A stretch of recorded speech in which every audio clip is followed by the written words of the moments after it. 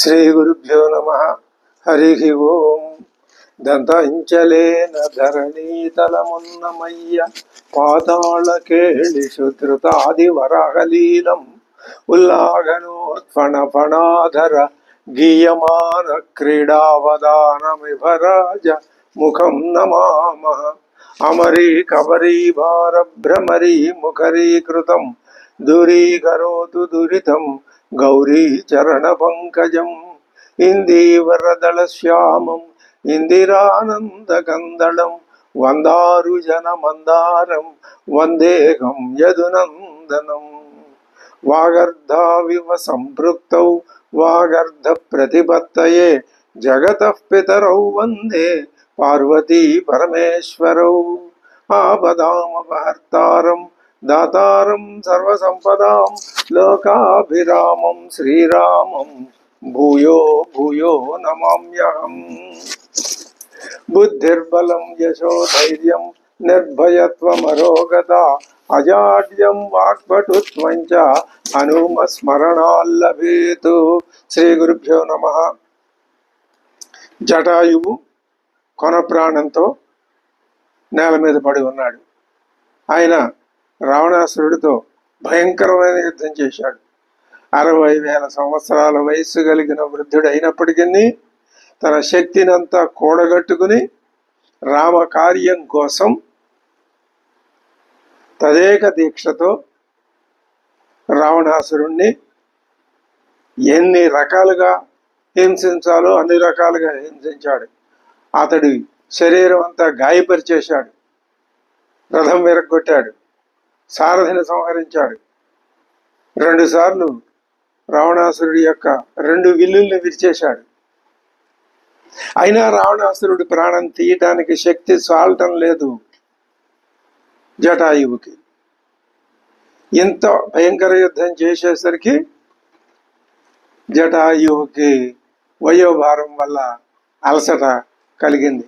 ఇది అదనుగా తీసుకుని రావణాసురుడు వెనక్కి తిరిగి ఒక పదునైన ఖడ్గం తీసుకుని వెంటనే అతని యొక్క రెక్కల్ని కాళ్ళని నిర్దాక్షిణ్యంగా నరికి వేసేసరికి ఆయన నేల మీద పడిపోయాడు. ప్రాణం పోలేదు ఇంకా. తం అల్పజీవితం గృధ్రం స్ఫురంతం రాక్షసాధిప దదర్శ భూమౌ పతితం. నేల మీద పడిపోయి ఉన్నాడు జటాయువు. సాతు తారాధిపముఖి రావణేన సమీక్ష్యతం గృధ్రరాజం వినిహతం. రావణాసురుడి చేత వినిహతుడైనటువంటి ఆ గృధ్ర రాజుని ఆమె సమీక్ష విలలాప సుదుఃఖిత. అమ్మవారు విలలాప విచారించింది, దుఃఖించింది, ఏడ్చింది. ఆలింగ్య గృధ్రం నిహతం రావణేన బలీయస. ఆ కింద పడిపోయిన జటాయువుని అమ్మవారు కౌగిలించుకుని ఆలింగ్య, స్పష్టంగా ఆలింగ్య కౌగిలించుకొని కౌగిలి ప్రదానం చేసి విలలాపసు దుఃఖార్త సీతా శశి నిభానన. ఆమె దుఃఖంతో విలపిస్తుంది. ఈ విలాపంలో ఆవిడికి ఒక విషయం గుర్తొచ్చి, ఏమయ్యా ఓ రామలక్ష్మణులారా, ఇక్కడ ఇన్ని రకాలైనటువంటి దుర్నిమిత్తాలు కలుగుతుంటే ఇవి మీకు కనపడటం లేదా? ఎవరైనా సరే దుర్నిమిత్తాల్ని లెక్కలోకి తీసుకొని వాటికి ఏదో ఒక ప్రతిక్రియ కోసం ప్రయత్నం చేస్తారు కదా. నిమిత్తం లక్షణ జ్ఞానం శకుని స్వర దర్శనం. ఇక్కడ ఈ పక్షుల స్వరాలు, రోదన, ఇవి దుర్నిమిత్తాలు కదా, చెడ్డ శకునాలు కదా. అవశ్యం సుఖ దుఃఖేషు నరాణం ప్రతిదృశ్యతే. వాల్మీకి స్పష్టంగా చెప్తున్నాడు. మానవుడు తన చుట్టుపక్కల ఉండేటటువంటి పరిస్థితుల్ని గమనిస్తే తాను చెయ్యబోయే పనికి అవి అనుకూలంగా ఉన్నాయా, వ్యతిరేకమైన సూచన ఇస్తున్నాయా అనే నిమిత్తాల్ని కనిపెట్టగలడు. ఇది లోకంలో మొదటి నుంచి ఉన్నటువంటి వ్యవహారమే. నూనం రామన జానాసి మహద్వ్యసనమాత్మన. నీకు ఎంత ప్రమాదం వచ్చిందో ఇక్కడ ఈ పక్షులు, ఈ జంతువులు, ఈ వృక్షాలు, వీటన్నింటినీ పరిశీలిస్తే నీకు నువ్వు ఎంతో దూరంలో లేవు, దగ్గరలోనే ఉన్నావు నాకు అని అనిపించడం లేదా? దావంతి నూనం కాకుస్థం మదర్థం మృగపక్షిణ. చూడు, ఈ మృగాలు, ఈ పక్షులు ఇవన్నీ ఎటువైపు పెడుతున్నాయి? నీ వైపుకు వస్తున్నాయి. ఎందుకని? నా సంగతి నీకు చెప్పడానికి వస్తున్నాయి. ఇదే శకునం, దుష్ట శకునం. అయం ఈ పాపచారేణ మాంత్రాతుం అభిసంగత చేతే వినిహతో భూమౌ మమ భాగ్యాత్ విహంగమ. ఇది కూడా నువ్వు చూడాలి కదా, తెలుసుకోవాలి కదా. నా దురదృష్టం కొద్దీ ఈ జటాయువు నేల మీద పడి ఉన్నాడు, కొన ప్రాణంతో కొట్టుమిట్టాడుతున్నాడు కదా. త్రాహి మా మధ్య కాకుస్థా, ఏ కాకుస్థా, ఏ శ్రీరామ, అద్య మాం త్రాహి, నన్ను రక్షించు స్వామి. లక్ష్మణేతి, ఏ లక్ష్మణ, ఓ లక్ష్మణుడా, ఓ శ్రీరామ, నన్ను మీరిద్దరూ రక్షించండి. ఇతి వరాంగన అని అమ్మవారు సుసంత్రస్త సమాక్రందతు, భయపడిపోయి చిగురుటాకులా వణికిపోతూ సమాక్రందతు ఆక్రందిస్తున్నది. శృణ్వతాం తు యథాంతికే, ఎక్కడ పక్కనే దగ్గరలోనే మనిషి ఎదురుకుండా ఉన్నట్టే భావించి చెప్తోంది అమ్మవారు. ఎంతో దూరంగా ఉంటే నీ మాట వాళ్ళకి వినపడదమ్మా, ఎందుకు నువ్వు అరుస్తావు అని ఎవరైనా అంటారేమో అని ఆ ఆలోచన కూడా లేదు. ఎదురుకుండా ఉన్న వాళ్ళతో చెప్పారు అంటే ఆ దుఃఖం యొక్క అతిశయం అమ్మవారిలో ఆ విధమైనటువంటి భయ ప్రకంపనల్ని కలిగించింది. తాం క్లిష్టమాల్యాభరణం విలబంతి అనాథవతు. అమ్మవారు అలా, ఆ విలాపం ఎలా ఉంది? అనాథ, దీనురాలు, దిక్కుమొక్కు లేని స్త్రీ ఏ విధంగా విలపిస్తుందో అలా ఉన్నది ఆవిడ యొక్క ఆ విలాపం. అది అభ్యధావత వైదేహీం రావణో రాక్షసాధిప. అప్పుడు మళ్ళీ ఇందాక కిందకి దింపి వాడిని సంహరించాడు, ఆ జటాయువుని కొట్టాడు కదా. అప్పుడు ఈయన ఏం చేశాడు? అభ్యధావత, మళ్ళీ ఆ సీత, ఆ ఏడుస్తున్న సీత వైపుకి వేగంగా వెళ్ళాడు. తాం లతామివ వేష్టంతి మాలింగంతి మహాద్రుమాన్. ఇంకా అక్కడ ఎవరు దిక్కు? ఓ పెద్ద చెట్టు. ఆ చెట్టుని అమ్మవారు ఆలింగంతి, ఒక తీగ ఆ చెట్టుని ఏ విధంగా పెనవేసుకొని పోతుందో, వృక్షరాజమా నన్ను రక్షించవా అన్నట్లుగా. ముంచేతి బహుశ ప్రవదన్ రాక్షసాధిప. ఇది అక్కడ దృశ్యం ఎంత అద్భుతంగా చూపిస్తున్నాడు.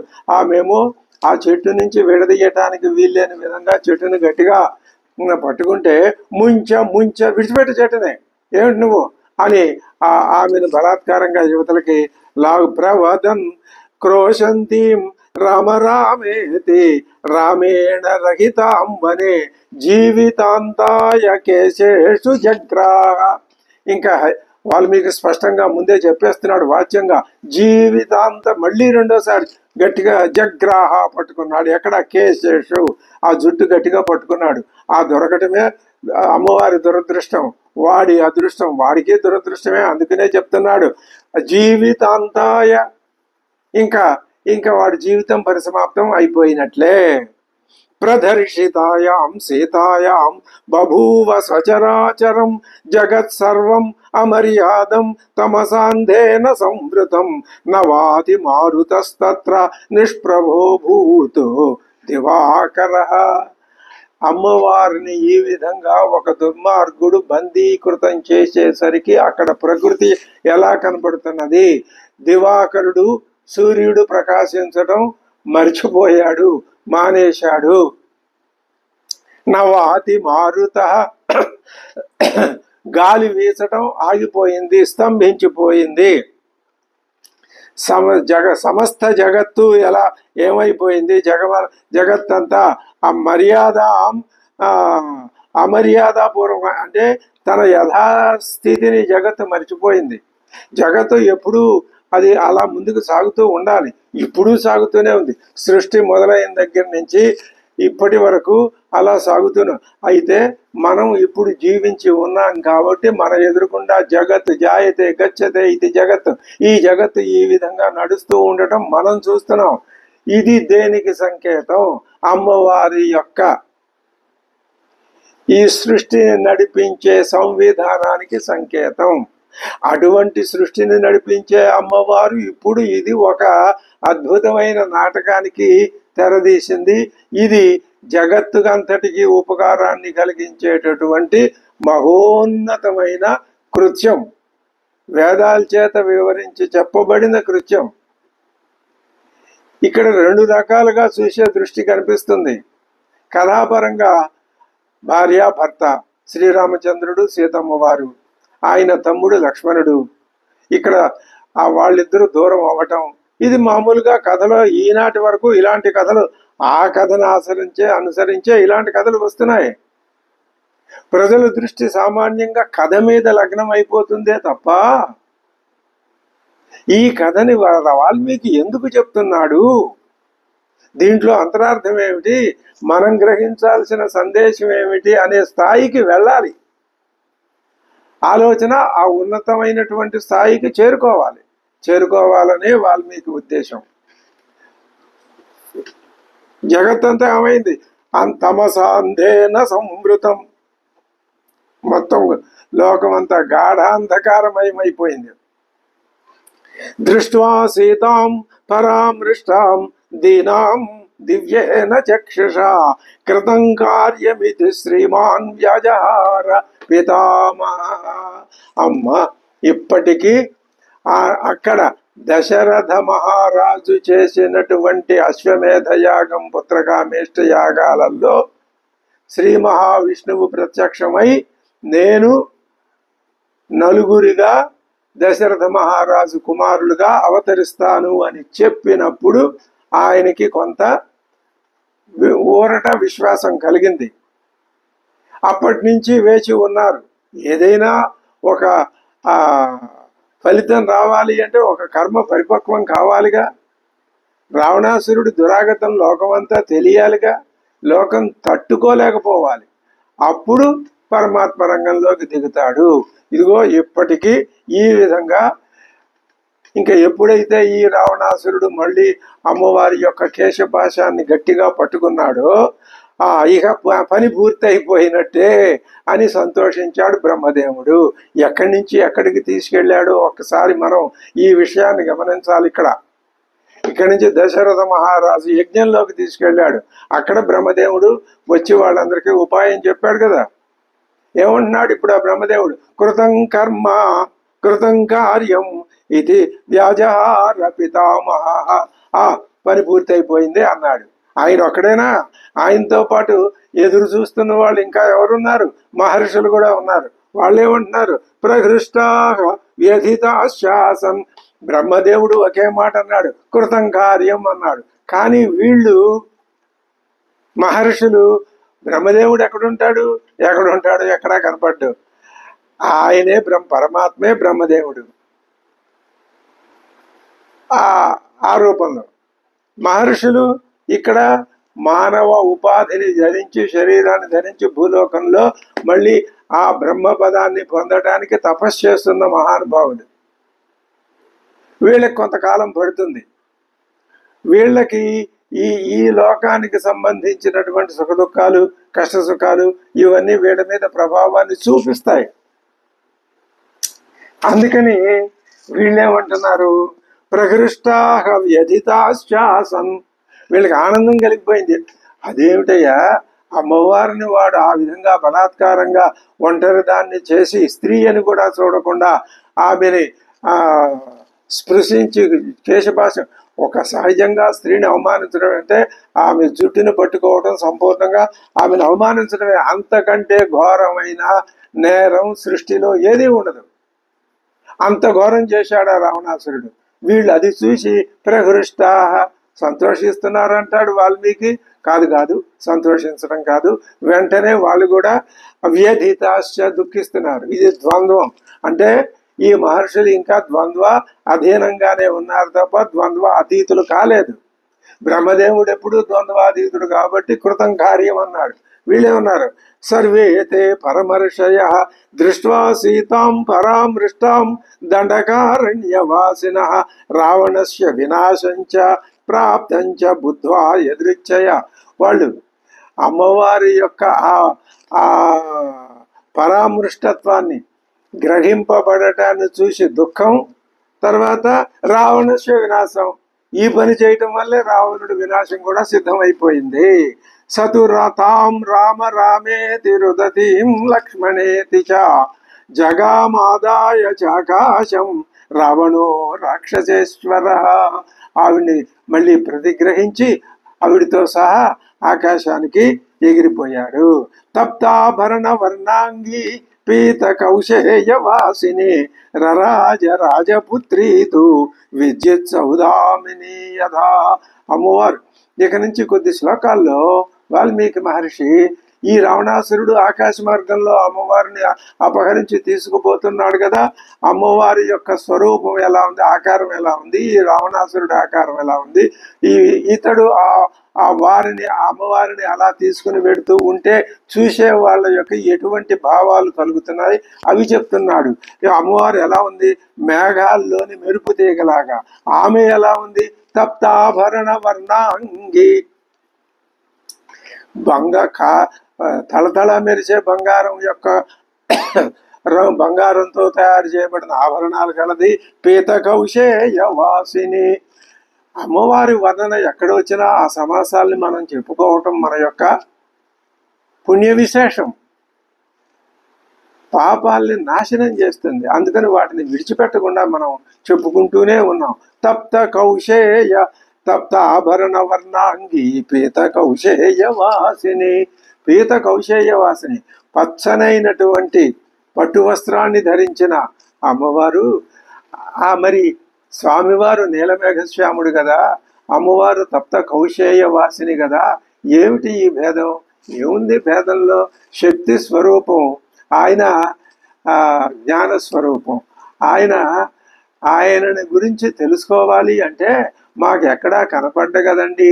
మరి ఎక్కడ ఈ ఆయన గురించి ఎవరు కూడా చెప్పండి అంటే మేము చెప్పలేమంటారు కదండి. వేదమే నేను చెప్పలేని ఇక నా వల్ల కావట్లేదని వేదమే చేతులెత్తేసింది కదండి. పరమాత్మని గురించి మాకు ఎవరు చెప్తారు? ఎవరు చెప్తారా? ఆ వేదమే ఇంకో మాట చెప్పింది. అదిగో ఆకాశాన్ని చూడండి, ఆకాశం ఏ వర్ణంలో ఉంది, పరమాత్మ కూడా అదే వర్ణంలో ఉంటాడు. ఆహా, ఇలా చెప్పారు, బాగుంది. మేము ఆకాశాన్ని చూసినప్పుడల్లా పరమాత్మ వర్ణాన్ని గుర్తుకు తెచ్చుకోగలం. పరమాత్మ వర్ణాన్ని గుర్తుకు తెచ్చుకుంటే మాకు మనస్సుల్లో పరమాత్మ యొక్క స్వరూపం వచ్చి తీరుతుంది అని సాధకులకి గొప్ప విశ్వాసాన్ని కలిగించేందుకు ఆయన నీలమేఘశ్యాముడు అని అన్నారు. మరి అమ్మవారు శక్తి స్వరూపిణి. శక్తికి ఇక్కడ లోక ధర్మ అనుసారంగా తెల్లగా ఒక చోట, ఎర్రగా ఒక 3 గుణాలు, ఇంకేముంది అందులో అనుమానం అక్కర్లేదు. నల్లగా ఒక చోట, తమస్సు రజస్సు సత్వం, ఈ 3 గుణాల ఈ రంగులు, ఈ గుణాల చేత ఏ రంగులు అయితే ప్రతిపాదింపబడుతున్నాయో ఆ రంగుల్లో అమ్మవారిని, అందులోనూ ఎక్కువగా శ్వేతవర్ణంలో వర్ణిస్తారు. ఇక్కడ అమ్మవారు పట్టుబట్ట ధరించింది కాబట్టి పీత కౌశేయ వాసిని రరాజ రాజపుత్రీతు విద్యుత్ సౌదామని యదా. మేఘాల్లో ఉన్న మెరుపు తీగలాగా, మేఘమేది ఇక్కడ ఉన్నాడుగా, వాడి పక్కన రావణాసురుడు, వాడి పక్కనే ఉందిగా అమ్మవారు. అలా చెప్తున్నాడు. ఉద్ధూతేన చ వస్త్రేణ తస్యాహ పీతేన రావణ. ఆమె యొక్క పీతమైన వస్త్రం, పచ్చనైన వస్త్రం వాడు ఇలా ముందుకు దూసుకుపోతుంటే గాలికి ఎగురుతూ ఉన్నది. ఆ చీర కొంగు గాలికి ఎగురుతూ ఉంటే అది ఎలా ఉంది? అధికం ప్రతిభ్రాజ గిరిదీప్త, ఈ దీప్త ఇవ అగ్నిన, ఒక పర్వతం అగ్నితో దీప్తమైపోయిందా అన్నట్లుగా కనపడుతున్నది. ఇది అద్భుతమైనటువంటి ఉత్ప్రేక్ష. తస్యాహ పరమ కళ్యాణ్యాహ తామ్రాణి సురభీణి చ. ఆమె అలంకరించుకున్నటువంటి పద్మపత్రాణి వైదేహ్యాహ అబ్జకీర్యంత రావణం. అమ్మవారు పుష్పాలు అలంకరించుకుంది, అందులో ఎర్రటి రేకులు, పరిమళాలని వెదజల్లే తామర పువ్వు రేకులు గాలికి ఎగిరి ఒక్కొక్కటి వచ్చి వాడి మీద పడుతున్నాయి. అమ్మవారికి వీడు వాడు అనే భేదం ఉంది. సృష్టి అంతా ఆవిడే కదా. ఈ దయ తెలిస్తే ఎవరి మీదైనా దయ తెలుస్తుంది. ఆవిడ దయదలుస్తూనే ఉంది, కానీ వీడికి ఆ సంగతి తెలియదు. ఇది పాఠకుల్లో సాధకుల్లో అట్టడుగు స్థాయిలో ఉన్న సాధకుడి లక్షణం. ఈ రావణాసురుడు మనలాంటి సాధకులలో అట్టడుగునున్న వాళ్ళకంటే ఇంకా అట్టడుగున 100 నిలువుల్లో పాతాళంలో ఉన్న ప్రబుద్ధుడు, దుర్మార్గుడు, దుష్ట బుద్ధి. ఆ బుద్ధి చేత వాడికి తెలియదు అయ్యో అమ్మవారు అన్న జ్ఞానం లేదు వాడికి. ఈవిడు ఇంకా కేవలం స్త్రీ అనే ఒక మూఢ దృక్పథంతో ఉన్నాడు. అది చాలా ఘోరాతి ఘోరమైన విషయం. ఇక్కడ ఇంకొక ముఖ్య విషయాన్ని కూడా గమనించాలి, గమనించితే మంచిదని అనిపిస్తున్నది. ఏమి? అమ్మవారి ప్రతిరూపమే లోకంలో ఉన్న స్త్రీలంతా, స్వామివారి ప్రతిరూపమే లోకంలో ఉన్న పురుషులంతా. మళ్ళీ మధ్యలో అవాంతర భేదాలు, తల్లి కొడుకు, సోదరి సోదరుడు ఇవన్నీ ఉంటాయి, అది వేరే లోక మర్యాదను బట్టి. కానీ సహజంగా తీసుకున్నట్లయితే, పునరుత్పత్తి విషయం కనుక తీసుకున్నట్లయితే, మరి అటువంటి అమ్మవారికి ఈ సృష్టి అంతా తన సంతానంగానే కనిపిస్తుంది కదా. ఎవరినైనా అమ్మవారు దయదలుస్తుంది కదా. కాబట్టి అమ్మవారికి అలంకరించుకున్న ఆ పూరేకులు ఒకటొకటి ఎగిరి వాడి మీద పడుతూ ఉంటే పద్మపత్రాణి వైదేహ్యాక అభ్యకీర్యంత రావణం, కానీ ప్రయోజనం లేదు. అదే ఏమాత్రం ఆత్మజ్ఞానం కొంచెంగానన్నా ఉంటే అటువంటి వాళ్ళకి ఇది అర్థమవుతుంది తప్ప లేకపోతే అర్థం కాదు. మరి అమ్మవారు అందరి మీద దయ చూపిస్తుంది అంటున్నారు, ఎందుకు శోకిస్తుంది? లోకధర్మం, అలా శోకించాలి. ఇక్కడ కథా సందర్భాన్ని బట్టి కథని ఎప్పుడూ విడిచిపెట్టకూడదు, కథే ప్రధానం. మనం కథా ప్రధానంగానే ముందుకు సాగుతున్నాం, కానీ కథా సందేశాన్ని విడిచిపెట్టడం లేదు. అది మన ప్రయత్న విశేషం. ఇందులో దోషమేముంది? తస్యాః కౌశేయముద్ధూతం ఆకాశే కనక ప్రభం బభౌ చ ఆదిత్య రాగేణ తామ్రమభ్రమివాతపే. ఆమె పట్టు వస్త్రం ఎలా ఉంది అంటే ఎర్రని మేఘంలాగా ఉంది అంటున్నాడు. ఆ పట్టు వస్త్రం గాలితో ఎగరగొట్టబడుతూ ఉండడం వలన సూర్యుని కాంతి ఆ పట్టు వస్త్రం మీద పడి ఎర్రని మేఘంలాగా ఆ పట్టు వస్త్రం కనిపిస్తుంది. ఇది కూడా అద్భుతమైన భావనే. తస్యాస్తత్సునసం సునసం వక్త్రం ఆకాశే రావణాంకగం నరరాజ వినారామం వినాళమివ పంకజం. అవునండి, అమ్మవారి ఆ చీర కొంగు పట్టు వస్త్రం ఇలా ప్రకాశిస్తోంది, మేఘంలాగా, విద్యుత్ లాగా బాగుంది. అమ్మవారి ముఖం కూడా ప్రకాశిస్తోందా చక్కగా, ఆనందంగా? అది లేదయ్యా, అలా లేదు. ఆవిడ ఇప్పుడు ముఖం దీనాతి దీనంగా ఉంది. ఎలా ఉంది? ఒక నాళం లేని పద్మంలాగా ఉంది. నాళం ఏమిటి, పద్మం ఏమిటి? నాళం ఉంటేనే గాని పద్మం నిలవలేదు, పద్మం నిలిస్తేనే గాని పద్మం యొక్క ఆ సౌకుమార్యం, లాలిత్యం, సౌందర్యం ఇవన్నీ లోకవ్యాప్తంగా వ్యాపించవు. మరి నాళం లేని పద్మంలాగా ఉంది అంటే ఇక్కడ నాళం ఎవరు? రాముడు. రాముడనే నాళం మీద సీతమ్మ ముఖం అనే పద్మం ఎప్పుడూ ప్రకాశిస్తుంది, కానీ ఇక్కడ ఎప్పుడు ప్రకాశించడం లేదు. బభూవ జలదం నీలం భిత్వా చంద్ర ఇవోదిత. అమ్మ సులలాటం సుకేశాంతం పద్మగర్భావం అవ్రణం శుక్లై సువిమలై దంతై ప్రభావద్భిరలంకృతం తస్యాస్తద్విమలం వక్త్రం ఆకాశే రావణాంకగం. ఆమె యొక్క విమలమైన వక్త్రము, స్వచ్ఛమైన ముఖము ఎక్కడుంది? ఇప్పుడు రావణ అంకంలో ఉన్నది.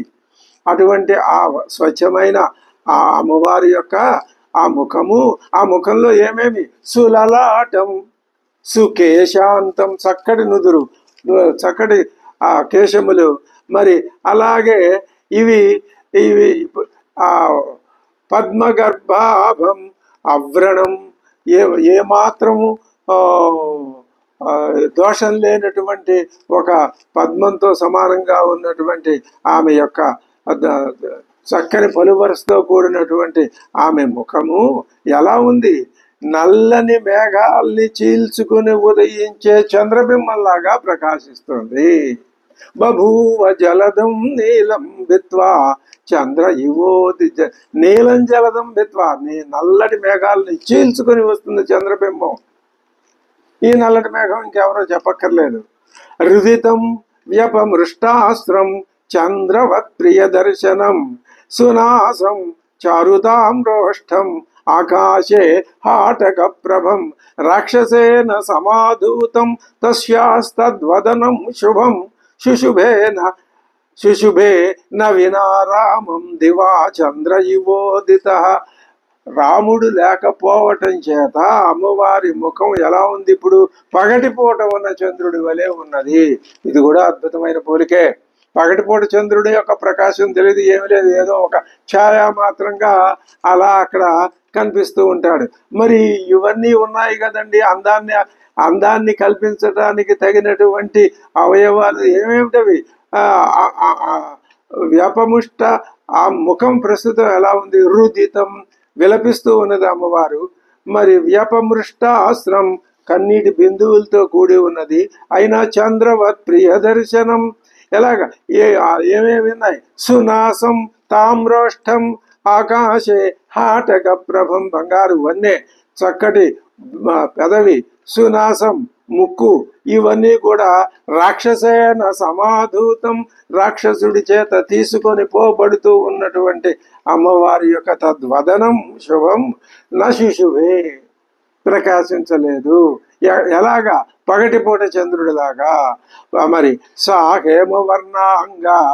హేమవర్ణ నీలాంగం మైథిలి రాక్షసాధిపం శిశుభే కాంచనీ కాంచి నీలం మణిభివాశ్రిత. అమ్మవారేమో బంగారపు వర్ణంలో ఉంది, అక్కడ పక్కన ఉన్నవాడేమో నల్లటి రూపాన్ని కలిగి ఉన్నాడు. ఇది ఎలా ఉంది అంటే నీలమణిని ఆశ్రయించిన బంగారు త్రాడు వలె ఉన్నది. అంటే అది అలా కాదు, బంగారు త్రాడు వలె ఉన్నది అంటే శోభించటం లేదు అని అర్థం చెప్పాలి. ఎందుకని? బంగారానికి నీలవర్ణాన్ని పక్కన కనుక మనం పోలికగా పెట్టినట్లయితే అది అలంకారం పనికిరాదు. నీలవర్ణంతో వెండి శోభిస్తుంది కానీ బంగారం శోభించదు. బంగారం పక్కన నీలవర్ణం ఉండటం వల్ల శోభించింది అనకూడదు, అది ఆ మాట చెప్పకూడదు. ఏం చెప్పాలి? పక్కన వెండి ఉండటం వలన ఆ నీలరత్నం శోభిస్తున్నది అనాలట. కాబట్టి ఇక్కడ ఏమంటున్నాడు వాల్మీకి? బంగారం పక్కన ఉండటం వల్ల నీలరత్నం శోభించినట్లుగా ఉన్నది అంటే అది కాదు, ఆ విధంగా శోభ కలగటం లేదు అని వ్యాఖ్యాతలు అర్థాన్ని, వాల్మీకి యొక్క హృదయాన్ని ఇక్కడ స్పష్టంగా ఆవిష్కరించి తిరగేసి చెప్పారు. సా పద్మగౌరీ హేమాభా రావణం జనకాత్మజ విద్యుద్ఘనమివావశ్య త్రిశుభే తప్తకాంచన. మేఘాన్ని, మెరుపుతీగ విడిగా ఉండదు, మేఘాన్ని ఆశ్రయించే ఉంటుంది క్షణకాలం. అంతేకాని ఇక్కడ తప్పనిసరి మెరుపుతీగ మేఘాన్ని ఆశ్రయించినట్లు అమ్మవారు ఆ నల్లగా ఉన్న ఆ మేఘాన్ని ఆశ్రయించి ఉన్నది అంతే తప్ప ఇది మామూలుగా వర్ణించే వర్ణనలతో సంబంధించినది కాదు. తరు ప్రవాళ రక్త, ఒక చెట్టు యొక్క చిగురుటాకు వలె రక్త ఎర్రనైనా సా ఆమె నీలాంగం రాక్షసేశ్వరం, నల్లని రూపంతో ఉన్నటువంటి ఆ రాక్షసుడిని ప్రాశోభయత, బాగా ప్రకాశింపజేస్తున్నది. ఈమె యొక్క బంగారుపు వర్ణం ఆ నీలవర్ణాన్ని ప్రకాశింపచేస్తూ ఉన్నది. ఎలాగా? గజం కక్ష్యేవ కాంచని, బంగారు కట్టుతాడు ఏనుగుని ఏ విధంగా ప్రకాశింపజేస్తుందో అలాగా. ఇవన్నీ ఏమిటి చెప్తున్నాడు అంటే నల్లగా ఉన్నటువంటి రావణాసురుడు బంగారపు వర్ణిలో ఉన్నటువంటి అమ్మవారిని ఆకాశ మార్గంలో ఎత్తుకొని పోతూ ఉన్నప్పుడు ఆ ప్రయాణాన్ని వర్ణిస్తున్నాడు మహాకవి. తస్యాహ భూషణ ఘోషేణ వైదేహ్యాహ రాక్షసాధిప బభౌ సచపలో నీల సఘోష యువతో యదా. అమ్మవారి శరీరం మీద ఉన్న ఆభరణాలు గలుగలు ఆ వేగానికి, ప్రయాణ వేగానికి మోగుతుంటే ఇవి ఎక్కడున్నాయి అంటే మేఘంలో ఉన్నాయి కదా, మేఘంలాగా రావణాసురుడు ఉన్నాడు కదా, ఆ మేఘమే మోగుతుందా, నాదం చేస్తున్నదా అన్నట్లుగా. ఉత్తమాంగాచ్యుత తస్యాః పుష్పవృష్టి సమంతతః సీతాయాః హ్రియమాణాయాః పపాత ధరణీతలే. అమ్మవారి తల నిండా పుష్పాలు ఉన్నాయి.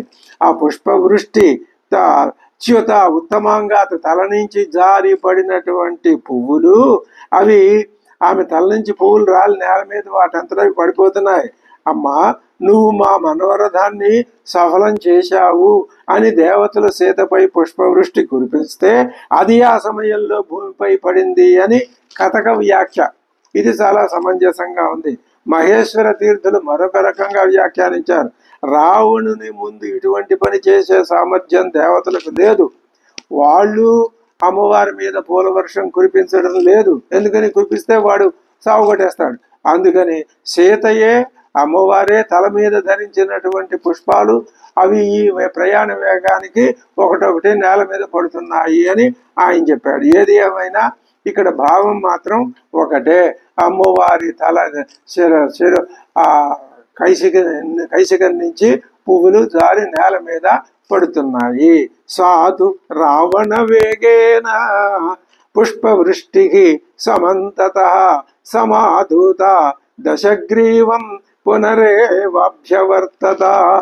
ఆ పూలు ఇక్కడ మరి సౌందర్య దృష్టి, అది రావణాసురుడైతేనేమి మరొకటైతేనేమి, ఇక్కడ కేవలం అమ్మవారి యొక్క మహిమని వర్ణించటమే వాల్మీకి యొక్క ఉద్దేశం తప్ప రావణాసురుడి యొక్క అప్రశస్తిని, అతడి యొక్క పాపాత్మత్వాన్ని వర్ణించడం అది ఎప్పుడు ఉంది. అది చెప్పవలసిన వాడు చెప్పాడు. ఇక్కడ ప్రధానంగా అమ్మవారి యొక్క సౌందర్యం, ఏ స్థితిలో ఉన్నా సౌందర్యం సౌందర్యమే. అమ్మవారి తల నుంచి జుట్టు నుంచి పువ్వులు రాలిపడి ఆ ప్రయాణ వేగానికి మళ్ళీ అవి సుడి తిరిగి వెనక్కి వచ్చి వాడి మీద పడుతున్నాయట. అది చెప్తున్నాడు. అభ్యవర్తత పుష్పాణం ధారా వైశ్రవణానుజం నక్షత్రమాల విమలాం మేరుం నగమివోన్నతం. నక్షత్రాలు ఎత్తైన మేరు పర్వతం వైపుకి పోయినట్లు, నక్షత్రాలు మేరు పర్వతం వైపుకి పోతాయా? మేరు పర్వతం ఎక్కడ ఉంది? మేరు పర్వతం ఊహాగమ్యం. ఈ ఈ ఈ సౌరమండలం అంతా, ఈ గ్రహ మండలం అంతా దేని చుట్టూ ప్రదక్షిణ, సూర్యుడితో సహా ఈ మండలం దేని చుట్టూ ప్రదక్షిణ చేస్తున్నదో అదే మేరు పర్వతం. ఆ మేరు పర్వతం, ఈ నక్షత్రాలన్నీ తిరుగుతూ ఉంటే ఇవన్నీ ఆ మేరు పర్వతం చుట్టూ చేరుతున్నట్లు కంటికి కనిపిస్తున్నది. ఏమే, ఈ పుష్పాల పంక్తి రావణాసురుడి చుట్టూ అలా తిరుగుతోంది, సుడిగాలిలో తిరిగినట్టుగా తిరుగుతోందని భావన చేశాడు వాల్మీకి. చరణాత్ నూపురం భ్రష్టం, రత్నాలంకృతమైనటువంటి రత్న వైదేహ్యాక రత్నభూషితం విద్యున్మండల సంకాశం. విద్యున్మండలం, మెరుపు తీగల సమూహం ఎలా ఉంటుందో అలాగా రత్నాలంకృతమైన ఆమె యొక్క ఆ నూపురం, ఎడమ పాదానికి అలంకరించబడినటువంటి నూపురం, అది జారి పపాత మధుర స్వనం, మధురమైన శబ్దం చేసుకుంటూ నేల మీద పడింది. తాం మహోల్కామివ ఆకాశే దీప్యమానాం స్వతేజస జహార ఆకాశమావిశ్య సీతాం వైశ్రవణానుజ. ఈ రావణాసురుడు ఆ అమ్మవారిని అపహరించి ఆకాశ మార్గంలో వెళ్ళిపోతున్నాడు. ఇది ఎలా ఉంది అంటే, ఆకాశంలో పెద్ద ఉల్కా వలె తన తేజంతో వెలుగు ఆకాశంలో పెద్ద ఉల్కలాగా తన తేజంతో వెలుగుతున్న సీతను అపహరించి రావణాసురుడు వెళ్ళిపోతున్నాడు. తస్యాస్తాన్యగ్నివర్ణాని భూషణాని మహీతలే సఘోషాణి అవకీర్యంత క్షీణాస్తారాయువంబరాతు. తారల రూపంలో ఆకాశంలో వెలుగొండేటటువంటి పుణ్యపురుషులు తమ పుణ్యం క్షీణించడంతో నేల మీద పడిపోయినట్టు ఆమె ధరించినటువంటి అగ్నివలే ప్రకాశమానమైనటువంటి ఆభరణాలు అప్పుడు మోగుతూ నేల మీద చల్లా చెదరగా పడిపోతున్నాయి. ఆమె యొక్క చంద్రకాంతితో వెలుగున్న హారం, మెడలో ఉన్న హారం జారి పడుతూ ఆకాశంలో నుంచి నేల మీద పడిన గంగా నది వలె ప్రకాశిస్తున్నది. అనేక పక్షుల సమూహాలతో కూడిన వృక్షాలు ఆ రావణాసురుడి గమన వేగంచే పుట్టిన గాలి తాగటం వల్ల కంపిస్తూ కొమ్మ కొనలతో తలలూపి సీతమ్మ నువ్వు భయపడద్దని చెప్తున్నట్టుగా ఆ వృక్షాలు ఆ గాలికి ఊగిపోవటం అలా కనిపిస్తున్నది. అటువంటి దుర్దశలో ఉన్న సీత ఆమెను మూర్ఛిల్లినటువంటి ప్రియసఖిని చూసినట్లు చూసి ఎవరు తామర కొలనులు తామర కొలలు, ఆ తామర కొలంలో ఉన్నటువంటి కాంతి లేని నిస్తేజస్కంగా ఉన్నటువంటి కమలాలు, అందులోనే ఉన్న భయపడిన చేపలు మున్నగులవన్నీ కూడా దుఃఖిస్తూ ఉన్నాయి. ఆ వనంలో ఇంకా సింహాలు, పులులు, లేళ్లు, పక్షులు నానా ప్రదేశాల నుంచి అక్కడికి వచ్చేసి రావణాసురుడి మీద కోపం కొద్దీ అతడి నీడను అనుసరించి కింద పరిగెడుతున్నాయి. ఏమాత్రం అవకాశం వచ్చినా అవి కూడా రావణాసురుడి మీద దండయాత్ర చేయటానికి వీలుగానే. రావణాసురుడు ఈ విధంగా సీతమ్మ వారిని తీసుకొని వెళ్ళిపోతుంటే పర్వతం కన్నీరు కారుస్తోంది. పర్వతం కన్నీరు కారులో పైనుంచి జలపాతం కింద పడుతుందిగా, అదే పర్వతం యొక్క కన్నీరు. ఆ పర్వతం ఏడుస్తున్నదా అన్నట్లు ఉన్నది. ఈ విధంగా రావణాసురుడు సీతను అపహరించుకుపోవటం చూసి సూర్యుడు ఎలా ఉన్నాడు? దీనుడై కాంతి తగ్గిపోయి తెల్లని మండలం, పాలిపోయిన మండలం కలవాడు. సూర్యమండలం పాలిపోయింది. అప్పుడు సకల భూతాలు గుంపులుగా కూడుకొని రాముని భార్య సీతను రావణుడు అపహరించుచున్నాడే, ఇతడికి ధర్మం లేదు, నాస్తి ధర్మ కుత సత్యం నార్జవం నానృషం సత, ఇతనికి ధర్మం లేదు, ఇంకా సత్యం ఎక్కడిది, నార్జవం రుజుత్వం లేదు, నా అనృశంసత దయ అనేది లేదు, ఎంత మాత్రం లేదు. యత్ర రామస్య వైదేహీం భార్యాం హరతి రావణ ఇది సర్వాణి భూతాని గణశః పర్యవయన్ను. ఎంత వర్ణించినా వాల్మీకి ఆ సంతృప్తి కలగటం లేదు. అమ్మవారు అపహరింపబడుతూ ఉన్నటువంటి ఆ సన్నివేశంలో ఇది నిజంగా అమ్మవారు అపహరించబడటము అంటే లోక సృష్టి జరగటం, లోకంలో అజ్ఞానం పెరగటం, ఆ అజ్ఞానంలో ఉన్న జీవుడు తన అజ్ఞానాన్ని కొంతగా గ్రహించి తన అజ్ఞానాన్ని పోగొట్టుకోవడానికి తపస్సు చెయ్యటం, ఇందుకు మూలమైనటువంటి ఈ సీతాపహరణ కథ ఈ విషయాన్ని మనకి తెలియజెప్తూ ఉన్నది. ఇక్కడ జీవుడి వ్యధ మనకి స్పష్టంగా కనిపిస్తున్నది. విత్రస్తకా దీనముఖాః రురుదుః మృగపోతకాః ఉద్వీక్ష్య నయనైరస్రపాత అవిలక్షణ.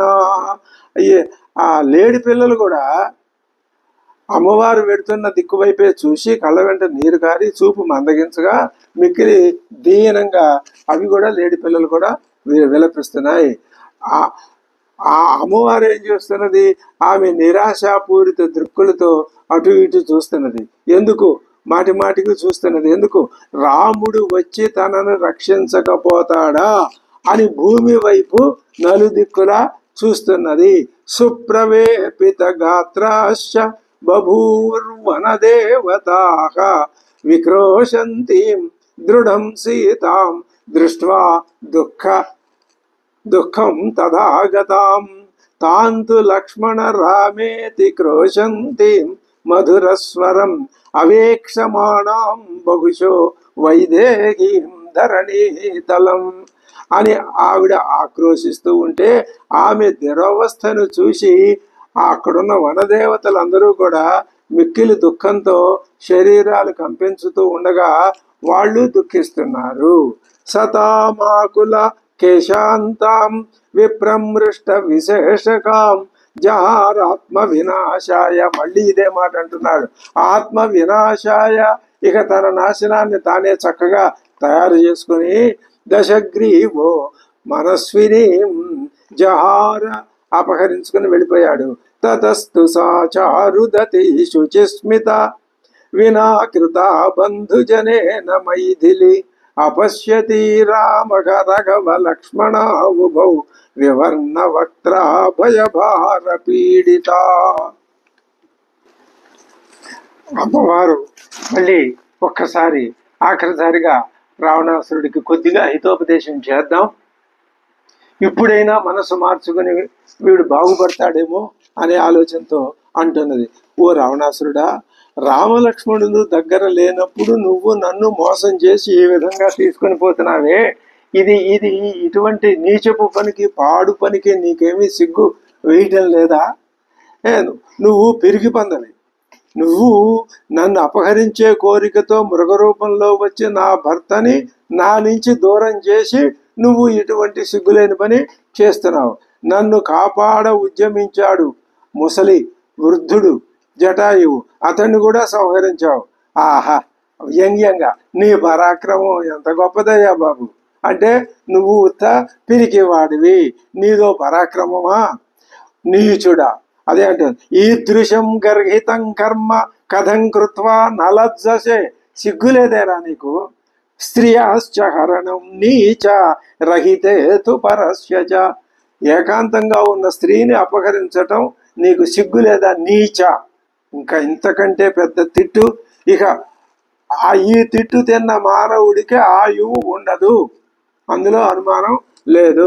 కథయిష్యంతి లోకేషు పురుషా కర్మ కుత్సితం నృసు నృశంస అధర్మిష్టం తవ శౌండీర్యమానిన. నిన్ను గురించి లోకంలో చెప్పుకుంటారులే, నువ్వు చేస్తున్నటువంటి ఈ పని ధర్మ విరుద్ధం, నింద్యం అని, అధార్మికం అని లోకంలో అందరూ ఇక మీదట నిన్ను గురించే చెప్పుకుంటారు. ఈ విధంగా చెడ్డకీర్తి నీకు వస్తుంది. ధిక్తే శౌర్యం చ సత్వం చ యత్వం కదితవానుస్తదా. నీ గొప్పతనాన్ని గురించి నేను ఇలాంటి వాడిని అలాంటి వాడిని అని చెప్పుకుంటున్నావుగా, ధిక్ ఛీ, నీ నీ శౌర్యం, నీ గొప్పతనం, నీ బలం తగలబడా.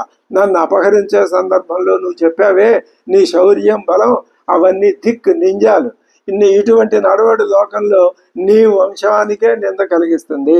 కిం కర్తుం శక్యమేవం యజ్జనవే యజ్జవేన ఇవ ధావసి ముహూర్తమపి తిష్టస్వ న జీవన్ ప్రతి యాస్యసి. ఎందుకంత వేగంగా దొంగలాగా పారిపోతున్నావు? నిలబడు, ఇక్కడ నువ్వు నిలబడు, ఒక 10 నిమిషాలు నిలబడు, ఇంకా ప్రాణంతో ముందుకు వెళ్ళవు. అంటే అతడు పారిపోతున్నాడు. అతడి వేగాన్ని నిరోధించడానికి ఈ విధంగా అమ్మవారు అతన్ని ఉద్రిక్తపరిచి అతన్ని ఎత్తిపొడిచి మాట్లాడుతుంది. నహి చక్షుష్పథం ప్రాప్యతయో పార్థివ పుత్రయో. మొట్టమొదట ఈ విధంగా నీచుడిగా చేశావు అని నెమ్మదిగా ప్రారంభించి ఇప్పుడు తన యొక్క కోపాన్ని తీవ్రంగా ప్రదర్శిస్తోంది అమ్మవారు. నువ్వు ఎంతో గొప్పవాడివే, ఎంత గొప్పవాడివైనా, ఎంత సైన్య సమేతుడివైనా రామ లక్ష్మణుల కంట పడే వరకే నీ గొప్పతనం. ఆ తర్వాత ఏమి సైన్యోపి సమర్థస్వం ముహూర్తమపి జీవితం నా సమర్థ. నువ్వు ఒక క్షణం కూడా బతకవు. నత్వం తయో శరస్పర్శం చోడుం చక్త కథంచన. వాళ్ళ బాణస్పర్శను నువ్వు ఎలా భరించగలవయ్యా? వనే ప్రజ్వలితస్యేవ స్పర్శమగ్నేర్ విహంగమ. అడవిలో ప్రజ్వలించిన దావాగ్ని స్పర్శను కూడా పక్షి సహింపజాలదే, అలాగ నువ్వు ఆ దావాగ్ని స్పర్శను నువ్వెలా భరించగలవు? సాధు కృత్వాత్మన పద్యం సాధు మాముంచ రావణ. నువ్వు నీకు హితమేదో అహితమేదో ఆలోచించుకో ఒక్కసారి, ఆఖరి ఛాన్స్. నన్ను విడిచిపెడితేనే నీకు హితము. మత్ ప్రదర్శన రుష్టో హి భ్రాత్రాసహ పతిర్మమ. నన్ను ఈ విధంగా నువ్వు ప్రదర్శించినందువలన నా భర్త అయిన రాముడు ఆయన తమ్ముడితో సహా ఆగ్రహించి విధాస్యతి వినాశాయ త్వం మాం యది న ముంచసి. నన్ను గనక నువ్వు విడిచిపెట్టకపోతే నీ యొక్క వినాశాన్ని ఆయన విధాస్యతి, విధించి తీరుతాడు. ఏనత్వం వ్యవసాయేన బలాన్మాం అర్థుమచ్చసి వ్యవసాయ సతే నీచ భవిష్యతి నిరర్థం. నువ్వు పట్టుదల పట్టి తీసుకుని పెడుతున్నావు కదా, నీ పట్టుదల వల్ల ఎటువంటి సత్ప్రయోజనం నీకు రాదు. నక్ష్యహంతం అపశ్యంతి భర్తారం విభుతోపమం. నా భర్తని నేను చూడకపోయినట్లయితే ఉత్సహే శత్రువశగా శత్రువుల అధీనంలోకి వెళ్ళిపోయి ప్రాణాంధారయితం నోత్సహే, ఇంకా నా ప్రాణాలు చివరిదాకా ఉండవు. నువ్వు ఇక్కడ నిలబడితే నీ సంగతి ఏమిటో తేలుతుంది. పారిపోతావా? శత్రువుల చేతకి చిక్కినా నా భర్త నా కంట పడకపోతే నా శరీరంలో ప్రాణాలు ఉండవు. నూనంచ ఆత్మన శ్రేయం శ్రేయ పద్యం వా సమవేక్షసే. మృత్యుకాలం సమీపించినప్పుడు మానవుడు ఎప్పుడు కూడా విరుద్ధంగానే ప్రవర్తిస్తాడు.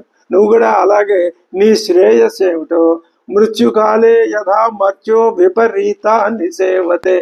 నీకు మేలైన దాన్ని విడిచిపెట్టేసి నీకు కీడైన దాన్ని, నీకు ప్రాణ ప్రమాదకరమైన దాన్ని నువ్వు ఆ పనిని నువ్వు ఆచరిస్తున్నావు. ముముర్షూణాం హి సర్వేషాం యత్పద్యం తన్నరోచతే. అది సావగోరే వాళ్ళంతా కూడా ఏమాత్రం హితాన్ని వినరు, వాళ్ళకి హితం రుచించదు. నేను కాలపాశంలాగా నీ మెడకు చుట్టుకున్నాను, ఇంకా ఈ కాలపాశాన్ని ఊడదీయటం అందుకే నేను రాముల వారితో అరణ్యానికి వచ్చిందిరా పిచ్చివాడా, నిన్ను అంతమొందించటానికే. అయినా సరే నీకు ఎన్నో అవకాశాలు నేను ఇస్తున్నాను అని చెప్తున్నది అమ్మవారు. ముమృషూణాం హి సర్వేషాం యత్పద్యం తన్నరోచతే పశ్యాం యద్యహి కంఠే త్వాం కాలపాశావపాసితం యథా చాస్మిన్ భయస్థానే న బిభేషి దశానన. ఇది అసలు భయపడాల్సిన, ప్రాణాలు అదిరిపోవాల్సినటువంటి సమయం, ప్రాణం కొట్టుమిట్టాడాల్సిన సమయం. భయంతో నోరెండిపోయి గుటకలు మింగి నన్ను ఇక్కడ వదిలిపెట్టేసి నువ్వు పారిపోవాల్సిన సమయం. అయినా నా బిభేషి, ఏమాత్రం భయపడటం లేదే. వ్యక్తం హిరణ్మయాన్ హి త్వం సంపశ్యసి మహీరుహాన్. నీకు బంగారు వృక్షాలుగా చూస్తున్నావులే అంటే నీకు మరణం.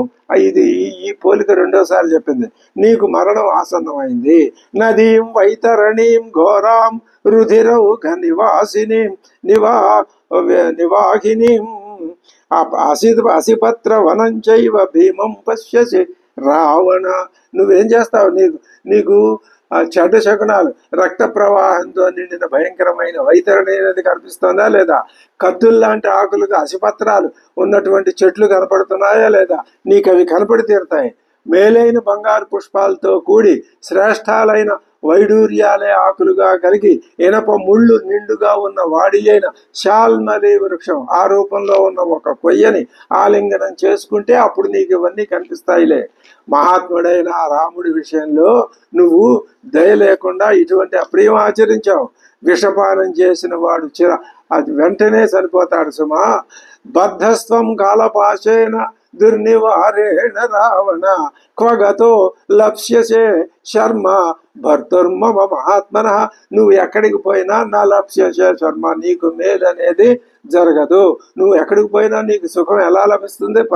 పొందలేవు. నిమేషాంతర మాత్రేణ వినా భ్రాత్ర మహావనే రాక్షస నియతాహేన సహస్రాణి చతుర్దశ. ఆయన పరాక్రమం తెలుసా? మళ్ళీ చెప్తున్నాను విను. 14,000 మందిని ఒక నిమేష కాలంలో సంహరించాడు. ఆ మహావీరుడు సకలాస్త్ర ప్రయోగంలో కుశలుడు, బలవంతుడైన రాముడు తన ప్రియ సతిని అపహరించుకుని పోతుంటే ఎవరినైనా ఎలా, అందులో నిన్ను తన వాడి అయిన బాణాలతో సంహరించకుండా ఎలా ఉంటాడు? నిమేషాంతర మాత్రేణ వినా భ్రాత్ర మహావనే రాక్షస నిహతాయేన సహస్రాణి చతుర్దశ సకథం రాఘవో వీర సర్వాస్త్ర కుశలో బలి నత్వాం హన్యాత్ శరైస్తేక్ష్ణైః ఇష్టభార్యాపహారిణం. ఏతచ్చ అన్యచ్చ పరుషం వైదేహి రావణంకగా. రావణుని చేత బంధింపబడి తీసుకొని పోబడుతూ ఉన్న అమ్మవారు ఇలాంటి మాటలు, ఇంకా శోకంతో, ఇంకా అనేక రకాలైనటువంటి పరుషోక్తులతో భయ శోక సమావిష్ట కరుణం విలలాప, కరుణాపూరితంగా ఆమె విలపిస్తున్నది. తదా భృశార్తాం బహుచైవ భాషిణి అనేక విధాలుగా దుఃఖిస్తున్నటువంటి అమ్మవారిని విలాపపూర్వం కరుణంచ భామిని విలపిస్తూ ఉన్న కరుణాపూరితంగా విలపిస్తున్నటువంటి దయాపూరితంగా విలపిస్తున్నటువంటి అమ్మవారిని జహార పాప కరుణం వివేష్టతీం నృపాత్మజాం ఆగతగాత్రవేపథుం శరీరం అంతా వణికిపోయి కంపించిపోతున్న అమ్మవారిని జహార అతడు ఆమెని అపహరించి తీసుకుని పోవడం ప్రారంభించాడు. ఇంకా ఈ తర్వాత ఇంకా ఏ విధమైన విశేషాలు జరిగినాయో తర్వాత ఎపిసోడ్లో మనం తెలుసుకుందాం.